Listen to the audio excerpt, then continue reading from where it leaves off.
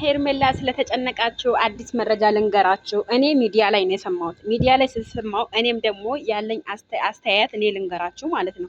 የሰው ልጅ አንዴ ከወጣ አላህ ይጠብቀው፣ ፈጣሪ ይጠብቀው። ኦኬ። ግን የእናንተ አስተሳሰብ በጣም እየገረመኝ ነው ያለኝ። ሰላም ጤና ስጥልኝ። እንዴት ናችሁ? ደህና ናችሁ? የሰላም ናችሁ? የእሙ አይመን ቤተሰቦች በመላው ዓለም የምትገኙ ሁላችሁም እንዴት ናችሁ? ደህና ናችሁ? የሰላም ናችሁ? ትላንትና ኤፍሬም አቤል በሰራው ቪዲዮ ላይ እንዴት ነው እጄን በዛው እጄ ላሳያቸው። አቤል በሰራው ቪዲዮ ላይ አሜሪካ ሄዳለች ምናምን የሚል ነገር ወጥቶ ነበረ እና ማለት ነው። ቲክቶኩም አሜሪካ ሄዳ ፎቶ እየለቀቀች ነው እየተባለ ነው። ፌስቡክም እንደዛው፣ ኢንስታግራሙም እንደዛው፣ ዩቲዩብም እንደዛው። ግን እኔ የምለው እሷ ባለችበት ፈጣሪ ጠብቃት፣ ባለችበት ቦታ ፈጣሪ ጠብቃት፣ ፈጣሪ ጠብቃት ባለችበት ቦታ። ኦኬ። ግን የሰው ልጅ እንደዚህ ያለ የዘቀጠ አስተሳሰብ እኔ በጣም የገረመኝ ነገር አንድ ሰውን ኸይር ነገር ለምንድን ነው የማናስበው? ኸይር ነገር ለምን የሰው ልጅ ክፉ እናስባለን? እና ሄርሜላ በወጣሽበት ቅሪ፣ ሄርሜላ እንደዚህ ያርግሽ፣ ሄርሜላ እንደዚህ ያርግሽ።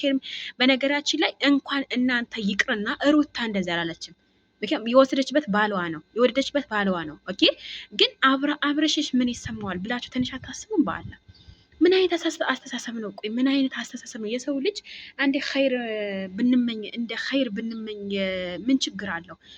ግርም ምን ያለኝ ወላሂ ለአዚም እንዲህ ሄርሜላ በወጣሽበት ቅሪ፣ ሄርሜላ እንደዚህ ሁኚ ምናምን። በነገራችን ላይ እሷ ፈጣሪ ጠብቃት። አዎ አሜሪካም ከሄደች አሜሪካ ሄደች፣ በቃ ፎቶ ቦስተች እየተባለ ነው። በቃ ትሄድ፣ እንደውም ዘና ፈታ ትበልበት የታባቱ። እንደውም ከኢትዮጵያ ኑሮ። ግን እኔ የምለው አሜሪካ ብሮሰስ በሳምንት ሆነ የሚያልቀው እንዴ? ምክንያቱም የሚዲያ ሰው ናት ሄርሜላ። የሚዲያ ሰው እስከሆነች ድረስ እንደዚህ ጀምሬያለሁ ማለቱ አይቀርም ነበረ ማለት ነው። ስለዛ እናንተ ምንድን ነው ያደረጋችሁት? ሄርሜላ ሳትጀምር ጀመረች፣ ሳትሄድ ሄደች ብላችሁ ስለምታወራ ችግር የለም። እኛ ሄደች ብንለው የተሻለ ነው። ምክንያቱም ውዶችዬ ቤቱን ላይክ፣ ሼር፣ ሰብስክራይብ፣ ፎሎ እያደረጋችሁ እንቅስቃሴ እንዴት አጃጌስ እጅ በቃ እንደዚህ ነው። በቃ ፈታ ዘና እያላችሁ በዚሁን አጋጣሚ ሄርሜላ ባለችበት ፈጣሪ ጠብቃት፣ ምንም ክፉ አይንካት። ምክንያቱም የሰው ልጅ መጥፎን ከተመኛቸው ራሳችሁ ላይ ስለሚደርስ ለሰው ልጅ ኸይር በመመኘት ኸይር ይደርሳችኋል ማለት ነው። ሰው የዘራ ነው የሚያጭደው ማለት ነው። እያንዳንድሽ የዘራችሁ ነው የምታጭዱት። ወደ ኋላ አትመሉ፣ ወደ ኋላ አትመለሱ ውዶችዬ፣ አትሳደቡ። እሷ ባለችበት ፈጣሪ ጠብቃት።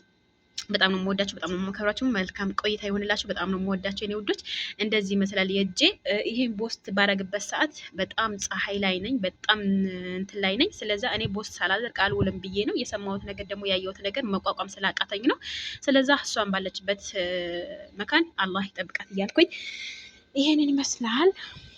ግን ላይክ እያረጋችሁ ሼር እያረጋችሁ የኔ ውዶች ማለት ነው። በጣም ነው የምወዳችሁ። መልካም ቆይታ ተመኘሁላችሁ። በሌላ ቪዲዮ እስከምንገናኝ ድረስ ፊ አማን ይላል።